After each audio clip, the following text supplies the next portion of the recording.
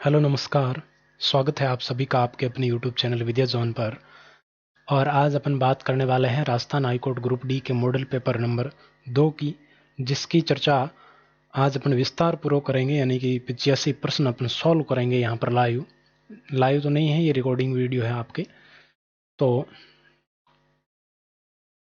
आप लोगों ने ऐसा ही बोला था, मैंने पोल डाला था, वोटिंग करवाई चैनल पर, तो आपने कहा कि रिकॉर्डिंग करके वीडियो डाल दीजिएगा। तो मैंने ये रिकॉर्डेड वीडियो आपके लिए डाल दिया गया है, आप इसको देख लीजिएगा पूरा। और कोई भी डाउट हो तो कमेंट करके पूछ सकते हैं, या फिर टेलीग्राम पर भी आप पूछ सकते हैं।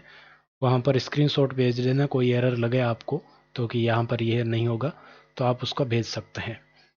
तो चलिए शुरू करते हैं अपन आज का सेशन। और इसमें अपन पूरा सॉल्यूशन देखने वाले हैं, विश्लेषण देखने वाले हैं सेकंड मॉडल पेपर का। तो अगर आपने अभी तक टेस्ट नहीं दिया है तो आप अभी जाकर इस टेस्ट को दे दीजिएगा। और ये टेस्ट आपको टेलीग्राम पर मिल जाएगा। और टेलीग्राम के अलावा अगर बात करें तो ये टेस्ट आपको उसके ऐप पर भी मिल जाएगा। राजस्थान हाईकोर्ट ग्रुप डी और एलडीसी वाला जो ऐप है उस पर मिल जाएगा। ये ऐप है आपके सामने, इस ऐप पर भी ये मिल जाएगा। ठीक है, इस ऐप का लिंक भी आपको डिस्क्रिप्शन में मिल जाएगा, टेलीग्राम का भी मिल जाएगा। तो चलिए अब शुरू करते हैं अपन। पहला प्रश्न आपके सामने है, इनमें से किस विकल्प में जातिवाचक संज्ञा नहीं है? किसमें आपके जातिवाचक संज्ञा नहीं है, ये आपको बताना है। तो यहां पर देखिएगा, जातिवाचक संज्ञा की अगर बात करें तो पहला है आपके सामने लोहा, उसके बाद में है लड़की, शेषव और पुस्तक। इन चारों में से आपको देखना है कि जातिवाचक संज्ञा किसमें नहीं है, यानी कि उसके अलावा कुछ भी हो सकता है। तो लड़की की अगर बात करें तो लड़की किसी का नाम नहीं दिया हुआ है, तो आपके लड़की जातिवाचक संज्ञा है। ठीक। पुस्तक, पुस्तक का नाम नहीं दिया स्पेशल, तो ये भी जातिवाचक संज्ञा। लोहा, अब लोहे के एस होते हैं वो 2-3 प्रकार के होते हैं, तो वहां पर देखिएगा इसमें लोहा भी है, वो भी जातिवाचक संज्ञा होता है। तो कौन सा नहीं है जातिवाचक संज्ञा? तो शेषव आपके, ये एक अवस्था होती है, ये वो उसमें भाववाचक में आ सकती है, आती है। तो ये शेषव अवस्था है, वो आपके बिल्कुल यहाँ पर करेक्ट आंसर हो जाएगा, ये जातिवाचक संज्ञा नहीं है। आगे बढ़ते हैं, दूसरा प्रश्न आपके सामने है, किस विकल्प में सभी भाववाचक संज्ञाएं हैं? किस विकल्प में सभी भाववाचक संज्ञाएं हैं, ये आपको बताना है। तो यहाँ पर अगर बात करें भाववाचक संज्ञा की, तो देखिएगा यहाँ पर पहला ऑप्शन है मिलाप और सेवा। इसमें दोनों में ही भाव है। ठीक है, मिलाप भी भाव है, सेवा भी भाव है। अपनापन भाव है, लेकिन वृक्ष आपके भाववाचक नहीं है, इसमें वृक्ष में जातिवाचक आ जाएगा। शेर, शेर आपके किस प्रकार का है? शेर, ये जातिवाचक है। चालाकी, चालाकी आपके भाववाचक है। बुनना एक क्रिया है, और पेन आपके क्या है? जातिवाचक है। तो बचा कौन सा? ए ऑप्शन, ये आपके क्या है? भाववाचक संज्ञा है। इसी प्रकार तीसरा प्रश्न है, कुंज शब्द में कौन सी संज्ञा है? तो ये तो लगभग लोगों का सही आंसर था। कुंज में आपके कौन सा? कुंज का मतलब ही समूह होता है, तो ये आपका समूहवाचक हो जाएगा, इसमें बिल्कुल करेक्ट आंसर। आगे बढ़ते हैं, चौथा प्रश्न है, क्रियान्वयन शब्द का सही संधि विच्छेद क्या होगा? क्रियान्वयन शब्द की अगर बात करें तो इसके संधि में आपने पढ़ा होगा क्रिया प्लस अन्वयन होता है, तो आपके सी ऑप्शन बिल्कुल करेक्ट हो जाएगा। क्योंकि यहाँ पर तो आपके ये आदन है जो बीच में आ रहा है, यहाँ पर तो कोई है नहीं, इसमें भी नहीं है और इसमें भी नहीं है, तो ये सीधी सी बात है, आपके सी ऑप्शन बिल्कुल करेक्ट हो जाएगा। ये भी ज़्यादातर लोगों का सही था। पांचवा प्रश्न है, किस विकल्प में दीर्घ स्वर संधि है? प्रश्न आपको अच्छी तरीके से दिख रहा होगा, थोड़ा बहुत कट रहा है तो उसको ऐसे कर लेते हैं। किस विकल्प में दीर्घ स्वर संधि है? दीर्घ संधि आपसे पूछी जा रही किसमें है? तो देखिएगा, प्राधिकरण, प्रेमासक्त, मुक्तावली, इन तीनों में ही देख लो दीर्घ संधि है। इसमें कहां पर है? तो पहले ऑप्शन में तो यहां पर है प्र प्लस अधिकरण। इसमें कहां पर है? तो इसमें प्रेम प्लस आसक्त, प्रेमाशक्त, यहां पर है इसमें। और मुक्तावली में कहां है? तो यहां पर है। ठीक, तो ये तीनों के तीनों ऑप्शन क्या है? सही है, उपरोक्त सभी हो जाएगा पांचवे में। छठा प्रश्न आपके सामने है, लघुर्मी शब्द में कौन सी संधि है? तो लघुर्मी में देखिएगा, यहां पर आपके सामने चार ऑप्शन दिए गए हैं। फिर से लघुर्मी में कौन सी संधि है, यह आपको बताना है। तो लघुर्मी में पहला ऑप्शन है व्यंजन, विसर्ग और दीर्घ संधि। तो लघुर्मी का संधि विच्छेद क्या होता है? लघु प्लस ऊर्मी। तो लघु प्लस ऊर्मी करते हैं तो यहाँ पर दीर्घ हो रहा है, तो कौन सी संधि हो जाएगी? दीर्घ संधि बिल्कुल करेक्ट आंसर होगा आपका। ठीक है। सातवां प्रश्न है, पद की प्रधानता के आधार पर समास कितने भेद होते हैं? पद की प्रधानता के आधार पर जैसे अपन पढ़ते हैं ना, पहला पद प्रधान है, इसमें दूसरा पद प्रधान है, दोनों पद प्रधान है, कोई पद प्रधान नहीं है। तो इस प्रकार करके आपके कितने भेद होते हैं? तो ये भेद होते हैं 4। ठीक है, कितने भेद होते हैं? 4 भेद होते हैं पद की प्रधानता के आधार पर। 8वां प्रश्न है, सपरिवार शब्द का सही समास विग्रह क्या होगा? तो सपरिवार का मतलब क्या होता है? परिवार के सहित या परिवार के साथ। तो ए ऑप्शन बिल्कुल आपका करेक्ट आंसर हो जाएगा यहां पर। ओके, क्या हो जाएगा? परिवार के साथ। 9वां प्रश्न है, अवयवी भाव समास में क्या होता है? वैसे एक तरह से आपसे परिभाषा पूछी जा रही है। अपन लोग क्या करते हैं, परिभाषा बिल्कुल नहीं देखते कि परिभाषा एग्जाम में थोड़ी पूछी जाती है। तो यहां पर देख लीजिएगा, इस प्रकार से पूछी जा सकती है कि अविभाज्य समास में क्या होता है। तो प्रथम पद प्रधान होता है, अव्यय होता है, प्रथम पद प्रधान होता है, शब्दों की पुनरावृत्ति होती है, या सभी। तो यहां पर अगर बात करेंगे तो ये तीनों ही बातें होती हैं अविभाव समास में। जिस पद में, जिस शब्द में अपन बात करें तो प्रथम पद प्रधान हो, प्रथम पद अव्यय हो और शब्दों की पुनरावृत्ति हो, तो वहां पर कौन सा समास होता है? अविभाव समास होता है। ये अपन परिभाषा में पढ़ते हैं, लेकिन परिभाषा याद कौन रखता है। 10वां प्रश्न, वह जा रही है, वाक्य में कौन सा पुरुषवाचक सर्वनाम है? तो वह कौन सा पुरुषवाचक है? अन्य पुरुष है। सी ऑप्शन बिल्कुल करेक्ट हो जाएगा। पुरुष अपने पढ़े होगे तो अन्य पुरुष है। यहां पर सर्वनाम कौन से हैं? अन्य पुरुषवाचक है। 11वां प्रश्न है, बाल्टी में कुछ है। अब देखो यहां पर क्या आया? कुछ। कुछ का मतलब क्या है? अनिश्चित है, पता नहीं है, कुछ भी हो सकता है। ठीक है, तो यहां पर कौन सा हो जाएगा? अनिश्चयवाचक सर्वनाम। संबंध तो किसी में बता ही नहीं रहा ना, अनिश्चयवाचक हो जाएगा। अगर फिर भी कोई डाउट रहता तो आप पूछ लीजिएगा, टेलीग्राम पर पूछ लीजिएगा, मैं वहां पर बता दूंगा। वहां पर नहीं तो आप यहां पर भी कमेंट कर दीजिएगा, मैं बता दूंगा। ठीक। 12वां प्रश्न आपके सामने, मैं स्वयं पढ़ लूंगा। मैं स्वयं पढ़ लूंगा, किसकी बात हो रही है? खुद की बात हो रही है। और खुद के लिए शब्द कौन सा होता है सर्वनाम में? निजवाचक। तो आपका आंसर कौन सा हो जाएगा? सी हो जाएगा। ठीक, आगे बढ़ते हैं। निजवाचक सर्वनाम हो गया आपके। 13वां प्रश्न है, विशेषण शब्द वह हैं जो संज्ञा की विशेषता बताते हैं, सर्वनाम की विशेषता बताते हैं, या फिर क्रिया की विशेषता बताते हैं, या संज्ञा और सर्वनाम दोनों की विशेषता बताते हैं। तो आपको पता है, अपन परिभाषा में पढ़ते हैं कि विशेषण संज्ञा और सर्वनाम की सब विशेषता बताने वाले शब्द होते हैं। तो डी ऑप्शन बिल्कुल करेक्ट हो जाएगा। यहां पर भी परिभाषा से पूछा गया प्रश्न है। 14वां प्रश्न आपके सामने, वह मोटा आदमी है, रेखांकित पद में विशेषण कौन सा? मोटा, पतला, ये किस प्रकार के विशेषण होते हैं? गुणवाचक विशेषण होते हैं। किस प्रकार के होते हैं? गुणवाचक विशेषण होते हैं। ठीक। 15वां प्रश्न आपके सामने है, मेरी कक्षा में अनेक छात्र पढ़ते हैं। अब देखो क्या आया है? अनेक। अनेक, कितने? अनेक, संख्या है, संख्या का बोध हो रहा है। लेकिन संख्या कैसी है? अनिश्चित संख्या है। तो यहां पर अगर विशेषण की बात करें तो संख्यावाचक है। अगर यहां पर ऑप्शन होता अनिश्चयवाचक, अनिश्चित संख्यावाचक, तो वो सही होता बिल्कुल ही। तो यहां पर संख्यावाचक दिया हुआ है, तो बिल्कुल करेक्ट है। अब देखो आगे बढ़ते हैं। 16वां प्रश्न है, धातु में ना जोड़ने पर क्या बनता है? धातु में ना जोड़ने पर क्या बनता है? तो ये बहुत ही सबसे बेसिक प्रश्न है। धातु में ना जोड़ने पर क्या बनता है? तो क्रिया बनती है।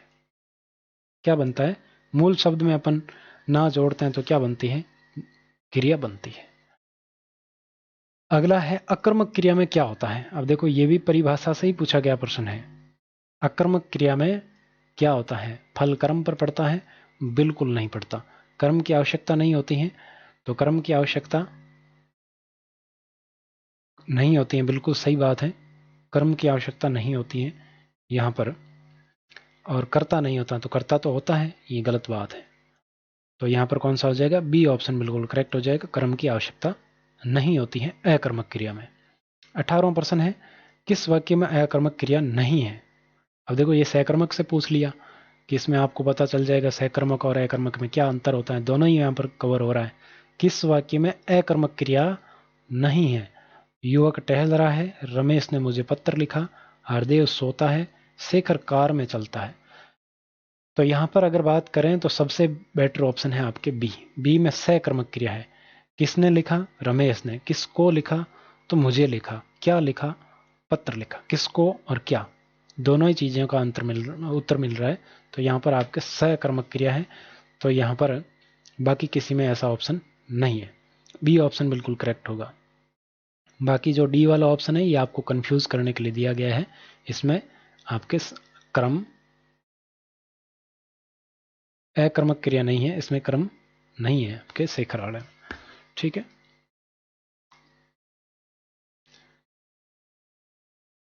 19वां प्रश्न आपके सामने है, सीता ने पत्र पढ़ा। 19वां प्रश्न क्या है? सीता ने पत्र पढ़ा।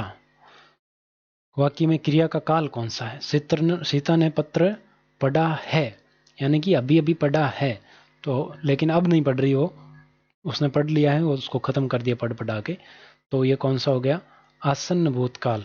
जस्ट अभी उसने पत्र पढ़ा है, मतलब आसन्न भूतकाल। भूतकाल किस लिए? क्योंकि वो पत्र तो पढ़ चुकी है, लेकिन पत्र पढ़ा है मतलब अभी जस्ट अभी पढ़ा है, तो इसलिए क्या होगा? आसन्न भूतकाल। 20वां प्रश्न, निम्न में से अपूर्ण वर्तमान काल का वाक्य कौन सा है? अपूर्ण वर्तमान काल का वाक्य। अपूर्ण वर्तमान काल किसमें है भाई? देखो, तो लड़कियां खाना खा रही है, तो यहां पर अपूर्ण नहीं, खा रही है। राम तू इधर आ, तो यहां पर भी कोई अपूर्ण नहीं है। तो यहां पर देखते हैं, खेलते होंगे, यहां पर संदिग्ध है। लड़कियां पढ़ती है, तो यहां पर पढ़ती है, खा रही है, बिल्कुल यही होगा, पहला ही ऑप्शन होगा, रही है। इसमें आ रहा है ना, रही है, तो रही है मतलब अभी काम चल रहा है, पूरा नहीं हुआ है, तो ये अपूर्ण वर्तमान काल है। ए ऑप्शन बिल्कुल करेक्ट है 20वें में। 21वां प्रश्न आपके सामने, यदि मोहन पढ़ता तो उत्तीर्ण हो जाता। इसमें कौन सा काल है बताओ, देखें कौन सा काल है? यदि मोहन पढ़ता तो उत्तीर्ण हो जाता, यदि पढ़ता तो उत्तीर्ण हो जाता, यानी कि शर्त है इसमें, और शर्त वाले किस में आते हैं? हेतु हेतु मद में आते हैं, और हेतु हेतु मद का एक ही ऑप्शन है, हेतु हेतु मद भूतकाल में। ए ऑप्शन इसमें भी बिल्कुल करेक्ट है। 22वां प्रश्न है, निम्नलिखित में से कौन सा विलोम युग्म गलत है? विलोम शब्दों के युग्म दिए गए हैं आपके सामने, और कौन सा युग्म है वो गलत है, ये आपको बताना है। तो यहां पर मूक का वाचाल होता है, बिल्कुल करेक्ट है। समुख का विमुख बिल्कुल करेक्ट है। संपन्न का विपन्न बिल्कुल करेक्ट है। मित व्ययी का अल्पव्ययी, ये गलत है। मित व्ययी का क्या होगा? अपव्ययी होगा, अल्पव्ययी नहीं होगा, अपव्ययी होगा। डी आंसर हो जाएगा आपका, क्या हो जाएगा? डी बिल्कुल करेक्ट। ऊंचा का विलोम शब्द क्या होगा? आपके सामने है ऊंचा। ऊंचा का विलोम शब्द आपको बताना है। नीच, कनिष्ठ, नीचा या गहरा। तो यहां पर कंफ्यूज होने की जरूरत नहीं है, यहां पर ऊंचे का क्या होता है? नीचा ही होता है। सी ऑप्शन बिल्कुल करेक्ट है। आगे बढ़ते हैं। 24वां प्रश्न आपके सामने है, निम्नलिखित में से कौन सा विलोम युग्म सही है? बताओ देखें, कौन सा विलोम युग्म सही है? पिछली बार गलत पूछा था, इस बार सही पूछ लिया आपसे।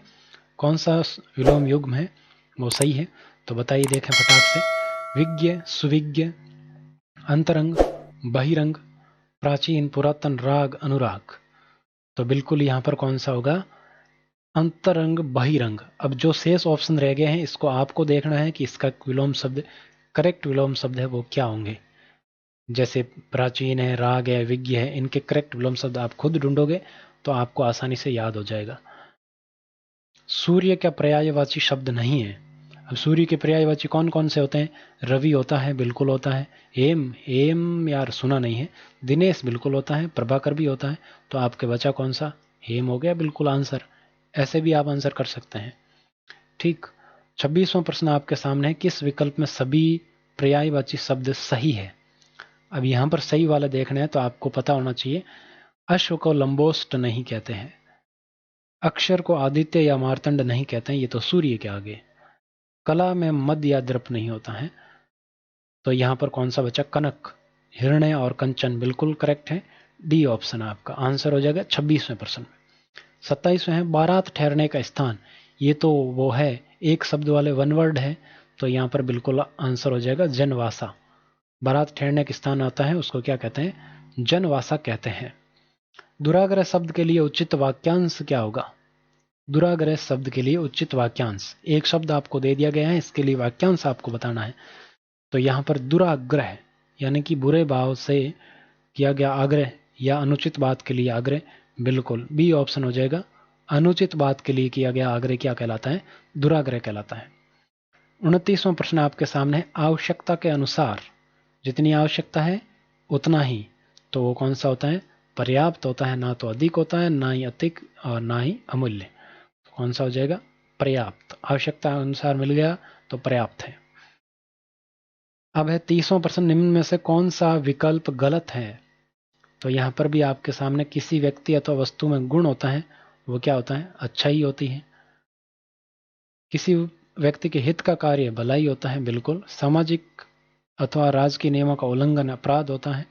गलत काम करना पाप होता है, बिल्कुल नहीं। गलत काम करना पाप नहीं होता है। पाप क्या होता है? धार्मिक रूप से गलत काम करना पाप होता है। यहां पर सिर्फ गलत काम है तो ये ऐसा नहीं होगा।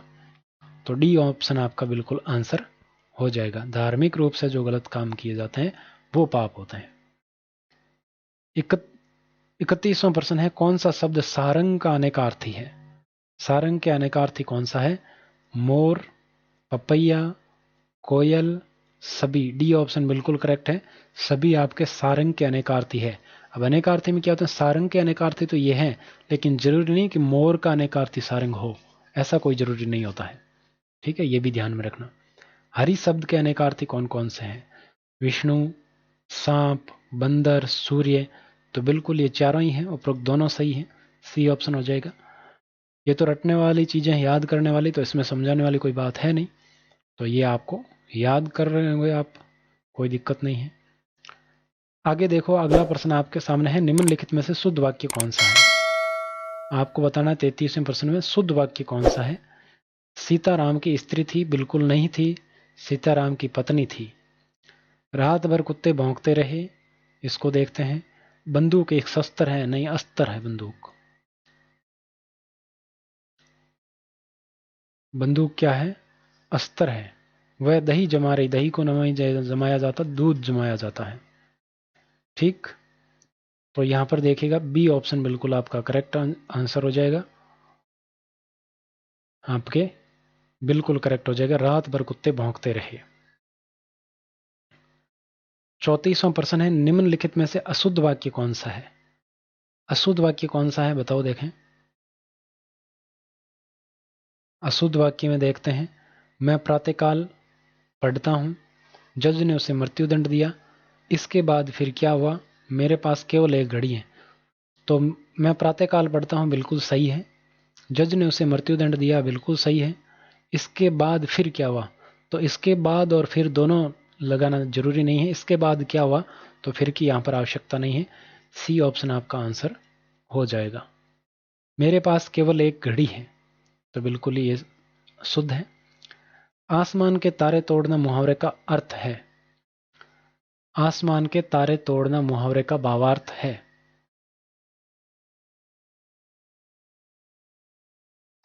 तो यहां पर क्या हो जाएगा? असंभव कार्य करना, गायब होना, अंत होना।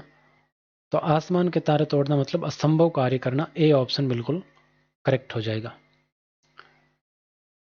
उल्टी माला फेरना मुहावरे का अर्थ क्या है? उल्टी माला फेरना, तो यहां पर दौड़ धूप करना, दिखावटी गुस्सा, अहित सोचना।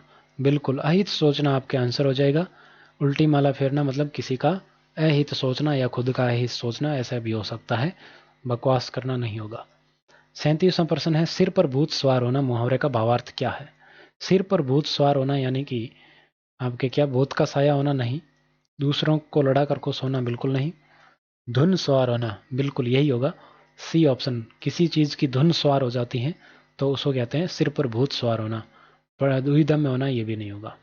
38वां प्रश्न आपके सामने है, दाल भात में मुसलचंद। दाल भात में मुसलचंद मतलब बीच में टांग अड़ाना जिसको कहते हैं, वो इसका होगा। तो ये कौन सा? अनावश्यक हस्तक्षेप वाला सी ऑप्शन है, बिल्कुल सीधा ही आपको दिख रहा है। तो ये सी ऑप्शन आपका आंसर हो जाएगा। 39 नंबर है, सदैव एक जैसी स्थिति के लिए उपयुक्त लोकोक्ति कौन सी है? सदैव एक जैसी स्थिति, तो इसके लिए उपयुक्त लोकोक्ति है, तीन लोक से मथुरा न्यारी। नहीं, ये तो नहीं है। इसका तो होता है सबसे अलग। ढाक के तीन पात, बिल्कुल बी ऑप्शन आपका आंसर हो जाएगा। ढाक के तीन पात का क्या मतलब होता है? एक, सदैव एक जैसी स्थिति। न उदो का लेना, ना मादो का देना, ये भी नहीं होगा। और इनमें से कोई नहीं तो होगा ही नहीं। 40वां प्रश्न है, जैसे नागनाथ वैसे सांपनाथ, यानी कि दोनों ही एक जैसे। ए ऑप्शन है आपको सही हो जाएगा। अब आगे इंग्लिश के प्रश्न। तो इंग्लिश के प्रश्नों में देखिएगा, सिनोनिम फॉर कॉपी, कॉपी का आपको सिनोनिम बताना है, तो synonym for copy is replica, बिल्कुल करेक्ट है। प्रतिलिपि जिसको हिंदी में कहते हैं। बाकी अटैच, एनेक्स, अनेक्ट है, ये नहीं होंगे तीनों ही।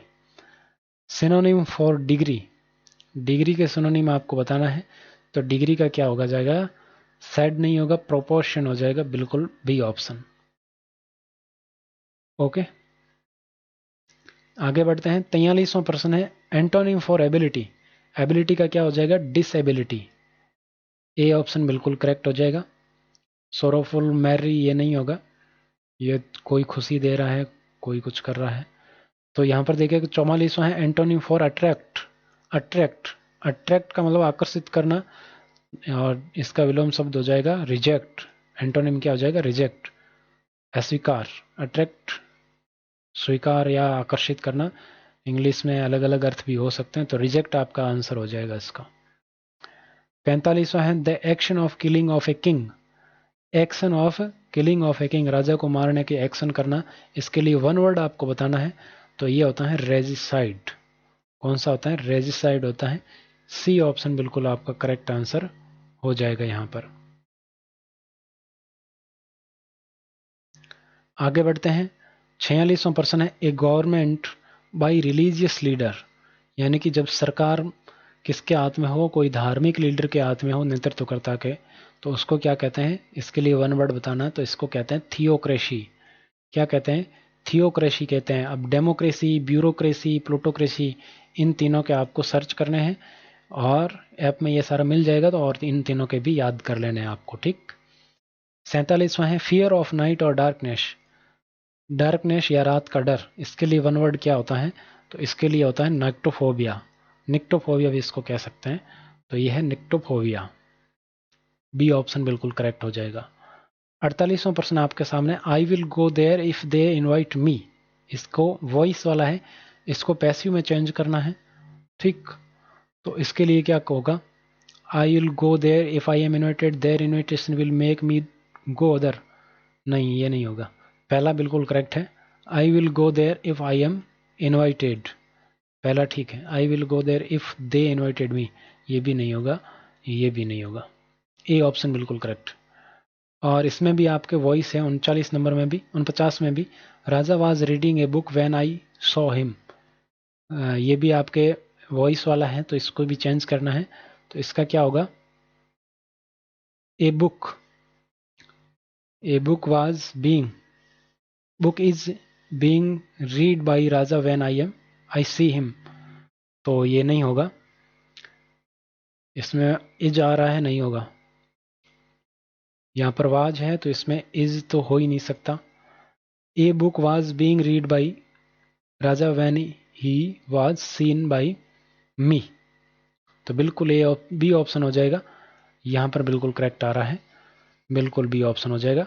ये दोनों भी नहीं हो सकते, एक में तो इज आ रहा है यहाँ पर, और ए book was read when Raja was scene, नहीं, ये तो मी को तो गायब भी कर दिया यहाँ पर। अगला प्रश्न है 50वां प्रश्न, देखो सी, थोड़ा सा इसको जूम आउट करते हैं। She says to me I have seen a lot of movies of this actor, ये है नरेशन, डायरेक्ट इनडायरेक्ट वाला। तो यहाँ पर देखिएगा सी से आ रहा है, सी सेज आ रहा है, तो सी सेज का क्या होगा, टेल्स होगा। सी टेल्स, एक ही ऑप्शन है सी टेल्स का, तो C tells me that C has seen a lot of movies of this actor. Has का क्या होगा, हैव का क्या हो गया, हैज, और आई किसके अकॉर्डिंग चेंज हो गया, सी के अकॉर्डिंग, तो बिल्कुल आपके डी ऑप्शन आपका आंसर हो जाएगा। अगला प्रश्न आपके सामने, इसको और जूम आउट करना पड़ेगा यार। अगला प्रश्न क्या है, he says to me I have sign the document send by you, ये भी नरेशन का है, तो इसमें भी सेज आ रहा है, तो एक तो टेल्स तो होगा ही, यहाँ पर देखो एल्स लिखा हुआ है, इसको टेल्स कर लेना भाई, ठीक। He tells me that he has signed the document send by me, B option बिल्कुल करेक्ट हो जाएगा। ही आस्क्स, तो इसमें पूछा तो नहीं जा रहा, पहला तो ऐसे ही कट गया। He said to me that, वो सेड टू भी नहीं है, और नन ऑफ द अबाउ तो नहीं हो सकता।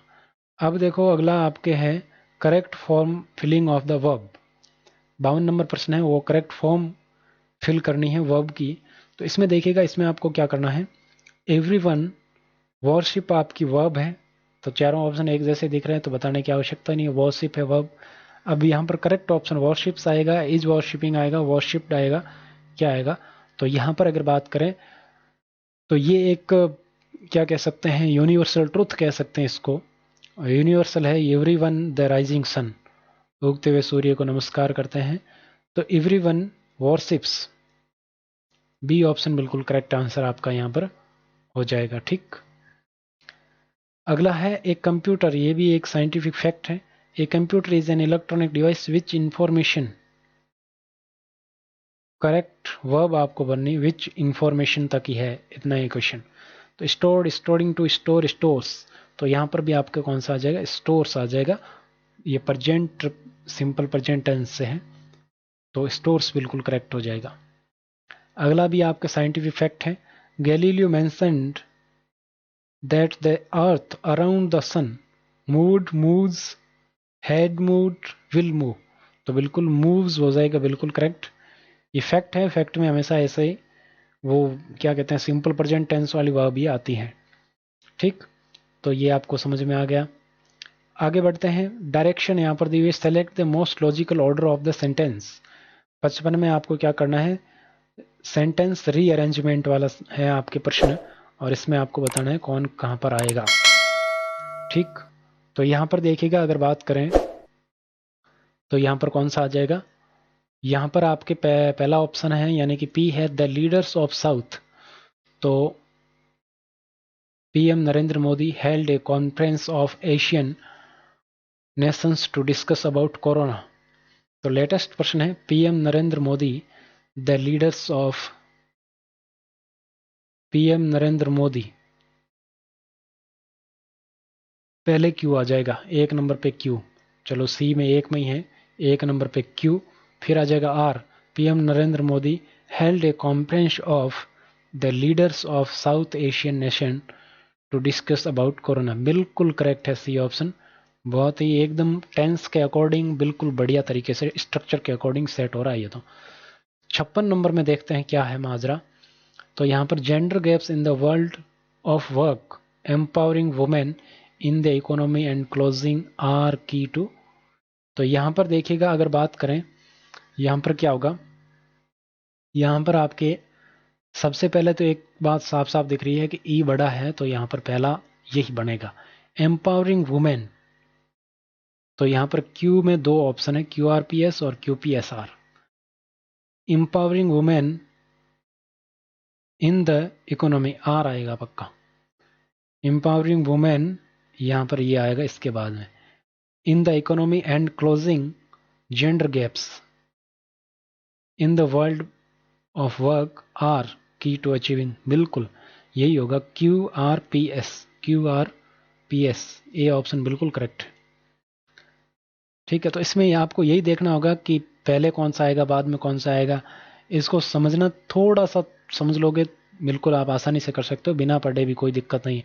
ज़्यादा से ज़्यादा सेंटेंस की आप प्रैक्टिस करोगे तो आसानी से हो जाएगा। अब ये देख लीजिएगा, ये प्रश्न है 57 number, the science teacher the water was called tides fourth moment of trout the students that the back and. तो यहाँ पर देखिएगा कौन सा हो जाएगा, यहाँ पर आपके the science teacher taught the students, तो सबसे पहले तो साइंस टीचर आएगा, ये तो ऊपर दिया हुआ है ही। ठीक, इसके बाद में क्या आएगा, तो the science teacher taught the students, तो आर आएगा। आर के बाद में स्टूडेंट्स दैट, आर के बाद में एस आएगा, taught the students that the water called tides fourth moment and fourth moment of the water was called tides. तो बिल्कुल ये होगा आपके आर एस क्यू पी, क्या हो जाएगा, R S Q P, D option बिल्कुल करेक्ट हो जाएगा, R S Q P. R पहले आएगा, फिर एस आएगा, फिर क्यू वाला आएगा, फिर पी लास्ट में आएगा। ठीक, अगला प्रश्न है, डायरेक्शन दी हुई, find out which part of sentence has an error, if sentence is free from error select no error option.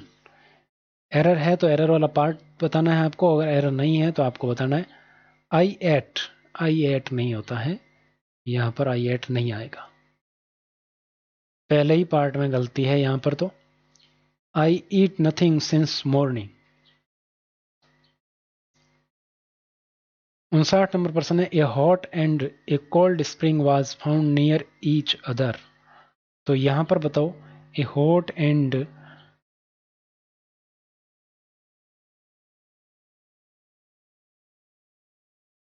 तो यहां पर अगर बात करेंगे सी पार्ट में एरर है, hot and a cold spring is found near each other, C part में mistake है यहाँ पर, सी बिल्कुल करेक्ट हो जाएगा आपका। Meena and Reena are best friends, the latter is, यहाँ पर लेटर गलत लिखा हुआ है, ये लेटर वो वाला लेटर नहीं है, ठीक। तो यहाँ पर भी आपके कौन से में है, सी पार्ट में गलती है, सी पार्ट में वो डबल टी वाला आएगा यहाँ पर, ठीक। 61 नंबर प्रश्न है, select the feminine gender of given word. Dog का फीमेल वर्जन क्या होता है, तो बिच होता है, सी ऑप्शन बिल्कुल करेक्ट हो जाएगा। आगे बढ़ते हैं, select the correctly spelled word from the given alternative. इसमें से आपको बताना है कि करेक्ट ऑप्शन कौन सा है, यानी कि किसका स्पेलिंग है वो करेक्ट है। तो यहाँ पर अगर बात करेंगे, रिलेवेंट की स्पेलिंग करेक्ट है, बाकी तीनों की स्पेलिंग गलत है। इसमें डबल एल आएगा, इसमें प्रूफ में वो ओ वाला आएगा, डबल ओ आएगा यू की जगह, पब्लिक लीग में CALY आएगा, तो ये इस प्रकार स्पेलिंग है, गलत है। सेलेक्ट द रॉन्गली स्पेल्ड, ये आपको थोड़ा सा इसको बड़ा कर दें, सेलेक्ट द रॉन्गली स्पेल्ड, तो यहाँ पर आपको गलत सब स्पेलिंग कौन सी वो बतानी। तो गारंटी की स्पेलिंग गलत है, वो GUARNTY वो होगा, डबल टी, डबल ई तो सही है लेकिन GUA होगा। नाइस सही है, ओरिजिनल सही है, पोटैटो सही है। My great grand father still read without glasses models, तो ये क्या है, इनकी एबिलिटी है, तो कौन सा हो जाएगा, कैन बिल्कुल करेक्ट होगा, मॉडल्स है, ठीक। 65 नंबर है, this bottle must contains A litre of milk, नहीं, ये इसकी कैपेसिटी है, कैन कंटेंस, कैपेसिटी एबिलिटी इसके लिए क्या आता है, कैन आता है, ठीक। 66 नंबर, ये देखो इंग्लिश और हिंदी कंप्लीट हो गई, अब है राजस्थान जीके। राजस्थान जीके की बात करूं तो राजस्थान में वैष्णव धर्म का सर्वप्रथम उल्लेख कहाँ मिलता है, तो ये आपने पढ़ रखा होगा, गोसुंडी अभिलेख से मिलता है। राजस्थान में कौन सा नृत्य नृत्यों का सिरमौर कहलाता है, नृत्यों का सिरमौर, तो ये कहलाता है घूमर, मारी घूमर छे नखराली। कवि बांधव की उपाधि किस चौहान शासक को प्राप्त थी, विग्रहराज चतुर्थ को प्राप्त थी। ये तो सब आसान आसान है, यहाँ दाल गलने वाली नहीं है, तो इसका होता है अठे किसा काचर खाच है। ये राजस्थानी लोकोक्तियां हैं भाई। आप डूब तो पांडियो ले डूबियो जजमान, यानी आप खुद तो गया और दूसरों को भी ले गया, तो मुसीबत का मारा मुखिया सबको मुसीबत में डाल देता है, बी ऑप्शन बिल्कुल करेक्ट हो जाएगा। 71वां है, 100 सुनार की एक लोहार की, लोहार की एक ही बहुत होती है, यानी कि बलवान की चोट एक ही पर्याप्त होती है, डी ऑप्शन बिल्कुल करेक्ट हो जाएगा। हंसी में खांसी हो जाए तो हंसी हंसी में लड़ाई हो जाया करती है। 73वां प्रश्न है, सीकर, झुंझुनू तथा चूरू में कौन सी भाषा बोली जाती है, तो शेखावाटी बोली जाती है। वागड़ी बोली को भीली बोली की संज्ञा किसने दी है, तो ये दी है जॉर्ज अब्राहम ग्रियर्सन ने। कैरी बांध की ओढ़नी आदिवासियों में प्रचलित है, बिल्कुल आसान सा प्रश्न है। अगला प्रश्न है, युद्ध में जाते समय योद्धाओं के द्वारा पगड़ी केसरिया रंग की पगड़ी पहनी जाती है। हजरत शक्कर पीर बाबा की दरगाह नरहड़ झुंझुनू में है। अब यहाँ पर देखो नरहड़ का ऑप्शन आ गया, तो नरहड़ आपका बिल्कुल होगा, बी ऑप्शन झुंझुनू नहीं होगा, ठीक है। अगर नरहड़ का ऑप्शन नहीं होता है, झुंझुनू होता है, तो झुंझुनू सही है। सन्यासियों के सुल्तान की उपाधि है नागौरी, हमीदुद्दीन नागौरी। न्याय की छतरी, 32 खंभों की छतरी जैत्र सिंह की स्मृति में हमीरदेव सिसोदिया हमीरदेव चौहान के द्वारा बनाई गई रणथंभौर में 32 सालों के शासन की स्मृति में न्याय की छतरी। राजस्थान का ताजमहल जसवंत थड़ा जोधपुर। राजस्थान के किस जिले को बावड़ियों का शहर बूंदी? नौलखा बावड़ी डूंगरपुर। ठीक। 83 नंबर प्रश्न है, मिंजर कन्हैया लाल शेठिया। ए ऑप्शन बिल्कुल करेक्ट हो जाएगा। जैसलमेर का गुंडा राज आजादी के दीवाने सागरमल गोपा। वीर दुर्गादास की छतरी कहाँ पर है? ये तो पिछले पेपर में भी था, इसमें भी प्रश्न है। तो ये है आपके उज्जैन में। ए ऑप्शन बिल्कुल करेक्ट। बेस्ट ऑफ लक साथियों, ये था मॉडल पेपर नंबर 2। उम्मीद करता हूँ कि ये मॉडल पेपर आपको अच्छी तरीके से समझ में आ गया और इसी प्रकार के मॉडल पेपर्स के लिए चैनल को सब्सक्राइब करें और जितना हो सके इस क्लास को शेयर करें ताकि बहुत सारे साथियों को इसका फ़ायदा हो सके। बाकी की बातें, अगला मॉडल पेपर बहुत जल्द आने वाला है। ज़्यादा से ज़्यादा शेयर और सब्सक्राइब करते रहें। जितना ज़्यादा सपोर्ट मिलेगा आपका उतना ही ज़्यादा यहाँ पर आपके जल्दी मॉडल पेपर आएगा। तो ये आपको देखना है कि कितना जल्दी आप चाहते हैं। बाकी की बातें सब आप पर है। मेरा काम है आपको चीज़ें उपलब्ध करवाना, बाकी आपके हाथ में सब कुछ। तो जैसा आप चाहें वैसा करें, अपनी तैयारी को जारी रखें और घर से बाहर बिना फालतू के ना निकलें। कोई फालतू किसी काम हो तो ज़रूर जाएं, लेकिन कोई फालतू किसी काम के बगैर घर से बाहर ना निकलें। जब भी निकलें मास्क पहन कर निकलें। जहाँ तक हो सके घर पर ही रहें, सैनिटाइजर से हाथ धोते रहें बार बार। तो ये बातें सारी आपको ध्यान में रखनी है। बाकी की बातें नेक्स्ट क्लास में। थैंक यू सो मच, अपना कीमती समय देने के लिए धन्यवाद। Good bye.